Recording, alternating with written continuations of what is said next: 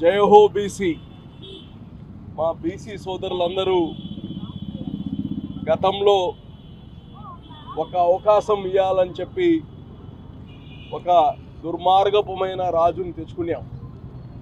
అయితే ఈరోజు మేమందరం కానీ ఒకసారి చేసిన పొరపాటు అర్థమైపోయింది.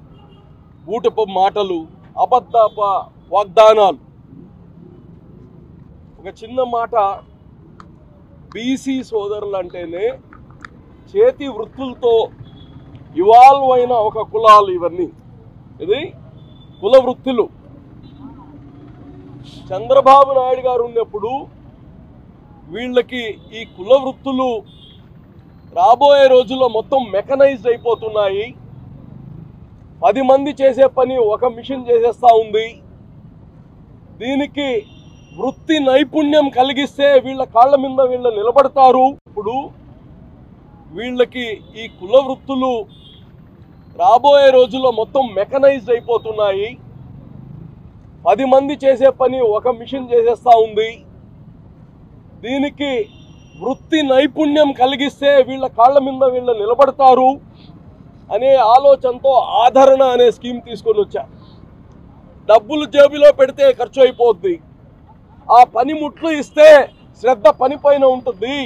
వాళ్ళకి వృత్తి నైపుణ్యం ఇచ్చి స్కిల్ డెవలప్మెంట్ సెంటర్స్లో వృత్తి నైపుణ్యం ఇచ్చి వాళ్ళ కాళ్ళ మీద నిలబడేదే కాదు, ఇంకొకరికి కానీ జీవన ఉపాధి కలిగించే శక్తి వాళ్ళల్లో రావాలని చెప్పి బీసీల్లో ఆ చైతన్యం తేవాలని ఆ రోజుల్లోనే ఆదరణ స్కీమ్ తెచ్చారు. జగన్మోహన్ రెడ్డి గారు వచ్చిన రోజు నుంచి మడత వేసి జోబీలో కొద్ది మందికి డబ్బులు పెట్టడం తప్ప వాళ్ళ కాళ్ళ మీద ఎలా నిలబడతారు? ఆ యొక్క బీసీ సామాజిక వర్గంలో ఉండే వృత్తి కనుమరుగైపోతా ఉంది.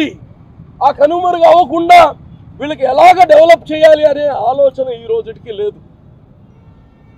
పెద్దలు చెప్తారు, దెర్ ఇస్ ఎ ప్రావర్బ్, చేపలు తినడం కాదు నేర్పియాల్సింది, చేపలు వేట ఎట్ట ఆడాలి, చేపల్ని ఎలా పట్టాలి నేర్పియాలంటారు. అంటే వృత్తి నైపుణ్యం నేర్పిస్తే తన కాళ్ళ మీద నిలబడి తన జీవితంతో పాటు ఇతరులను కానీ బాగు చేసే శక్తి వస్తుంది. ఈరోజు జగన్మోహన్ రెడ్డి వల్ల అందరూ నాశనం అయిపోయారు. ప్రత్యేకంగా ఈరోజు తెలుగుదేశం పార్టీ అంటేనే బీసీల పార్టీ. దానికోసం ఇది కమ్మవాళ్ల పార్టీ అని ఎన్నో ప్రయత్నాలు చేశారు. ఇక్కడ నిలబడి ఉండే వాళ్ళందరూ దానికి ఉదాహరణ. మేమందరమే ఇక్కడ అధ్యక్షుడు కమ్మ ఆయన లేరు, ఇక్కడ ఇప్పుడు నిలబడేవారు కమ్మవారు లేరు. కావాలని ఒక కమ్మ అని పూయడానికి చూశారు. వాళ్ళ పార్టీ రెడ్ల పార్టీ, ఇది కమ్మ వాళ్ళ పార్టీ కాదు, బీసీల పార్టీ తెలుగుదేశం అంటే. అన్న ఎన్టీ రామారావు వచ్చినప్పటి నుంచి అందరినీ చేయి పట్టి తీసుకొని వచ్చాడు రాజకీయాల్లో. ఈరోజు ఈ యొక్క కార్యక్రమం ఏదైతే ఉందో, బీసీల జీవితాల్లో మార్పు రావాలి అంటే ఒక చంద్రబాబు వల్లే అవదు. మీరు మీ జీవితాలు మార్చుకోవాలని ఒక సంకల్పం వస్తే తప్ప మళ్ళా బ్యాక్వర్డ్ క్లాసెస్ అయిపోతాం, బ్యాక్ బోన్ క్లాసెస్ అవ్వము. కాబట్టి ఈ బీసీ సామాజిక వర్గాలకి చైతన్యం తేవడానికి మా బీసీ నాయకులందరూ కానీ, పార్లమెంట్ మొత్తం, జిల్లా మొత్తం కానీ, ప్రతి మండలం, ప్రతి గ్రామం తిరిగి చైతన్యం చేసే ప్రయత్నం మేము చేస్తాము. మీరందరూ కానీ మంచి మనసుతో మన బిడ్డల భవిష్యత్తు బాగుండాలంటే మీ అందరు కానీ దీంట్లో మమేకమయ్యి కలిసి వైఎస్ఆర్ కాంగ్రెస్ పార్టీ ఆదరణ, ఇతర బీసీ పథకాలు ఏమైనాయో మాట్లాడే పరిస్థితి లేదు.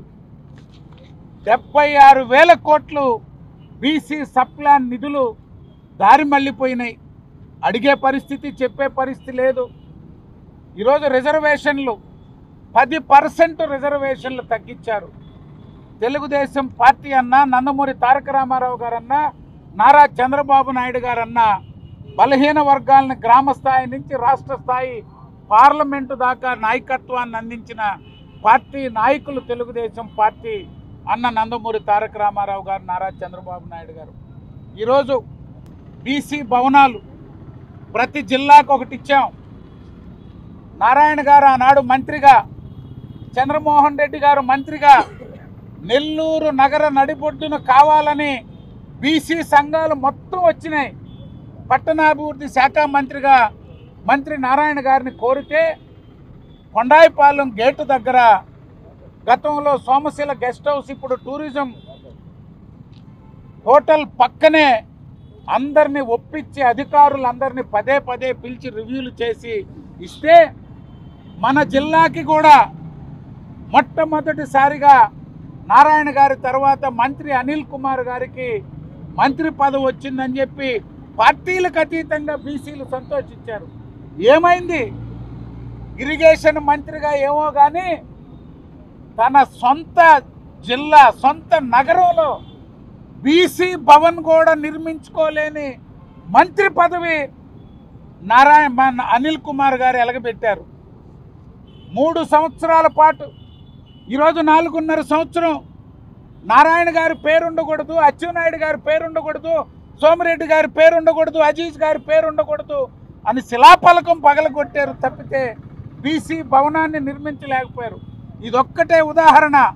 ఈ రాష్ట్రంలో ఎక్కడైనా 175 నియోజకవర్గాల్లో 13 పాత జిల్లాల్లో బీసీ భవనాలు నిర్మించిన పరిస్థితి ఉందా? ఇది చాలు ఈ ప్రభుత్వానికి, ముఖ్యమంత్రి జగన్మోహన్ రెడ్డి గారికి బీసీలపై ఉన్నటువంటి గౌరవం. మంత్రి అనిల్ కుమార్ గారు పదే పదే మీసం మెలేసి తొడగొట్టి సవాళ్లు విసురుతున్నారు నారాయణ గారి మీదకి. ఎందుకు ఈ సవాళ్ళు? మంత్రిగా ఒక బీసీ భవనాన్ని నిర్మించలేనటువంటి మంత్రి పదవి వైఎస్ఆర్ కాంగ్రెస్ పార్టీ బీసీలకు ఇచ్చింది. నీకు ఇచ్చిన శాఖేమో కానీ బీసీ భవన్ నిర్మించుకోలేని మంత్రి పదవి వైఎస్ఆర్ కాంగ్రెస్ పార్టీలో బీసీలకి ఇచ్చినటువంటి మంత్రి పదవులు అనేది అర్థం చేసుకోవాలా. ఏ పదవులు ఇచ్చినా వారికి అధికారాలు లేవు, కూర్చునేదానికి కుర్చీలు లేవు, చైర్మన్లు ఇచ్చారు, కార్యాలయాలు పెట్టారు, అటెండర్ ఉండడు, మాట్లాడే మనిషి ఉండడు, నిధులుండవు.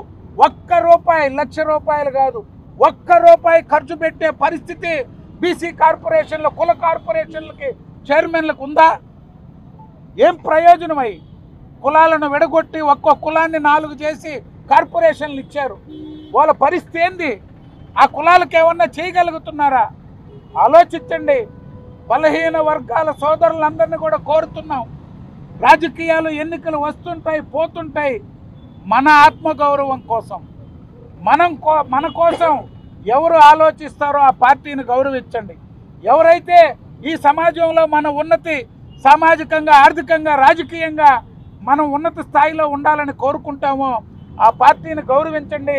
తెలుగుదేశం పార్టీని గౌరవించండి అని చెప్పి ఈరోజు తెలియజేస్తూ ఆదరించండి. భవిష్యత్ ఎన్నికల్లో ఈరోజు తెలుగుదేశం పార్టీ, జనసేన పార్టీ ఉమ్మడి మేనిఫెస్టోతో ముందుకు వస్తున్నాం. బలహీన వర్గాలకి రాజ్యాధికారాన్ని అందించే ఏకైక పార్టీ తెలుగుదేశం పార్టీని గుర్తించి భవిష్యత్తులో వైఎస్ఆర్ కాంగ్రెస్ పార్టీ మోసాలని, అరాచకాలని, అన్యాయాలను, దుర్మార్గాలని ఓటు ద్వారా బుద్ధి చెప్పాలని చెప్పి తెలియజేస్తూ ఈరోజు నెల్లూరు జిల్లాలో మాజీ మంత్రి నారాయణ గారు బీసీ సెల్ ఆధ్వర్యంలో ఏర్పాటు చేసినటువంటి 2 వాహనాలు సమకూర్చినటువంటి నారాయణ గారికి ప్రత్యేకంగా బలహీన వర్గాల తరఫున ధన్యవాదాలు తెలియజేస్తూ 45 రోజుల నుంచి 50 రోజులు జిల్లా అంతా ఈ యొక్క వాహనాలని బలహీన వర్గాల వారు అజీజ్ గారితో చర్చించి అజీజ్ గారి ఆధ్వర్యంలో అన్ని పార్లమెంట్లు, మండలం, అసెంబ్లీలు, నా గ్రామాల్లో తిప్పి ప్రజలకు వివరించాలని చెప్పి మీ అందరూ బాధ్యత తీసుకోవాలని కోరుకుంటూ సెలవు తీసుకుంటున్నాం. అజీజ్ గారు మున్సిపల్ అధికారులతో, రెవెన్యూ అధికారులతో మాట్లాడడం జరిగింది. జిల్లా అంతా కూడా పెన్షన్లు ఇవ్వలేదని. మేము ఒక్కటే తెలియజేస్తున్నాం, 2,000 రూపాయలు తెలుగుదేశం పార్టీ పెన్షన్ పంపిణీ చేసి 6 నెలల తర్వాత అధికారంలోకి వచ్చిన వైఎస్ఆర్ కాంగ్రెస్ పార్టీ ఇంకా 2,000 మేము ఇచ్చామని చెప్పుకుంటున్నారు. ఒక మోసపు వాగ్దానాలు, బూటకపు ప్రకటనలు తప్పితే, సోషల్ మీడియా ద్వారా ఇతర పార్టీలపై బురద చల్లడం తప్పితే వారికి చిత్తశుద్ధి లేదనేటువంటిది దీంతోనే అర్థమవుతుంది. నమస్కారాలండి. ఈరోజు బీసీ జేహో ప్రోగ్రాము నెల్లూరు జిల్లాలో తెలుగుదేశం పార్టీ నుంచి ఈరోజు ప్రారంభించడం జరిగింది.